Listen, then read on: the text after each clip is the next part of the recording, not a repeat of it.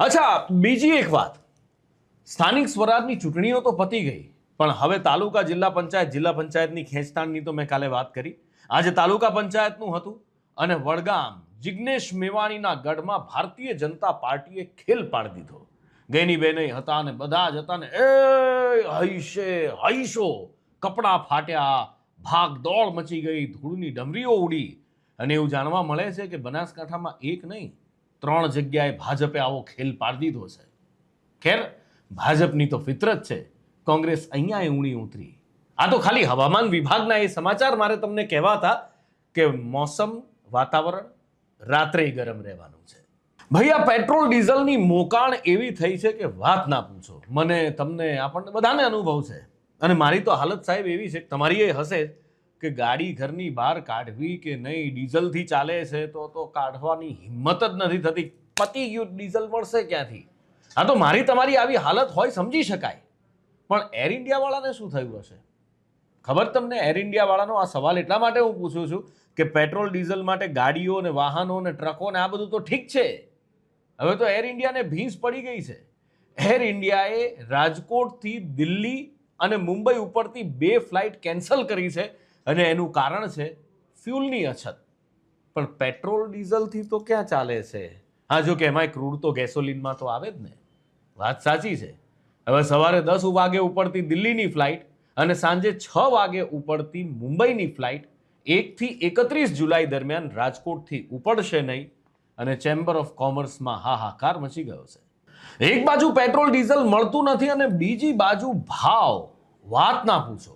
રોજ સવારે ઉઠો, છાપું જુઓ ને ભાવ વધારો થાય છે ને. આવું કેમ થતું હશે? ક્રૂડની અછત છે એટલા માટે? વૈશ્વિક તંગી છે એટલા માટે? કે પછી આ યુદ્ધની અસર છે એટલા માટે? ક્યાંક એવું નથી ને કે પેલા દિલ્હીમાં બેઠેલા એકાદ દાદા આમ જોતા હોય આઈપીએલ, રઘુવંશી સેન્ચુરી, પછી આપણે પેલો રાજસ્થાન વાળો કયો, શું નામ, હા પેલો ટેણીઓ, 15 વર્ષનો છોકરો સેન્ચુરી મારી જાય કે સેન્ચુરી જ સેન્ચુરી. તો કે મારું પેટ્રોલ કેમ સેન્ચુરી ના મારે? લગાવો પેટ્રોલની સેન્ચુરી. ક્યાંક આવું તો નથી થતું ને? હવે કારણ પેટ્રોલની સેન્ચુરીનું ગમે તે હોય, પણ એની અસર બધે જ દેખાઈ રહી છે, ફ્લાઇટથી લઈ અને વાહનો સુધી. સુરતનો આ વિડીયો જુઓ. અત્યાર સુધી બાઇક ચોરાતા જોયા, સ્પોર્ટ્સ બાઇક ચોરાતા જોયા, પેલી સ્કોર્પિયો ચોરાતી જોઈ, સેલ્ટોસ ચોરાતી જોઈ, બધી જ ગાડીઓ ચોરાતી જોઈ. પણ આ શું, હવે સાયકલ ચોરાવા લાગી? હવે ખરી પેટ્રોલની તંગી. હા ભાઈ, જોજો, ધ્યાન રાખજો, તમારા ઘરમાં સાયકલ હોય તો બચાવીને રાખજો. અને હા, જ્યાં વાત ચોરીની આવે છે ત્યાં એક બીજી ચોરીની અત્યારે ચર્ચા જોરશોરથી ચાલી રહી છે. આ છે રાજકીય ચોરી, જનતાના વિશ્વાસની ચોરી. વાત એવી છે કે 2 કરોડ રૂપિયામાં એક નેતા વેચાયા છે, જે ભાજપને ગાળો દેતા હતા, અમિત શાહ સામે ચૂંટણીમાં ઊભા રહ્યા હતા એક ટાઈમે. એ CJ ચાવડા 2 કરોડમાં વેચાયા છે. આવું હું નથી કહેતો કે અમે દાવો નથી કરતા, આ તો એક ઓડિયો સામે આવ્યો છે, જરા સાંભળો શું કહે છે.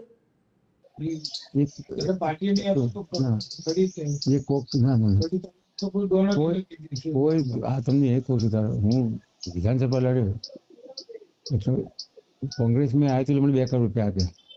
કેટલા કોંગ્રેસમાં આવ્યો એટલે બાકી 50 લાખ ઉપર પૈસો નથી આપતા. અને પછી તમારા સગવડ કરી જે કર્યું કરો. જો કે આ ઓડિયોની અમે કોઈ પુષ્ટિ નથી કરતા, વાયરલ છે ભાઈ. એઆઈના જમાનામાં કંઈ પણ થઈ શકે છે. સાચું હોય તો એની પણ ખબર નથી. અને જ્યાં ચોરોની વાત થતી હોય ત્યાં પેલા ભૂરાવાળવાળો કાકો કેમ ના યાદ આવે? કોણ? અમેરિકા વાળો, આપણો ડોનાલ્ડ ટ્રમ્પ. હા, ભારત પ્રત્યે જબરજસ્ત એને તો અત્યારે હેત ઉભરાય છે. ખબર નહીં કેમ પહેલા 25% ટેરિફ લગાડી દીધો, પછી બીજી 25%ની પેનલ્ટી. કેમ? તો કે રશિયા પાસેથી ભારત તેલ ખરીદે છે. અને હવે જ્યારે એમના વિદેશ મંત્રી રૂબિયો ભારત આવે, ભારત મંડપમમાં કાર્યક્રમ થાય અને આપણા વડાપ્રધાન સાથે સ્પીકર ફોન પર વાત થાય ને કે આઈ લવ ઇન્ડિયન PM. વાહ ભાઈ વાહ, આટલો બધો પ્રેમ કેમ? $500 બિલિયન ડીલ સાઇન થવા જઈ રહી છે. આખરે ટ્રમ્પને કરવું છે શું એ નથી સમજાતું. ટ્રમ્પને નોબેલ પ્રાઇઝ જોઈએ છે કે પછી યમરાજ બનવું છે?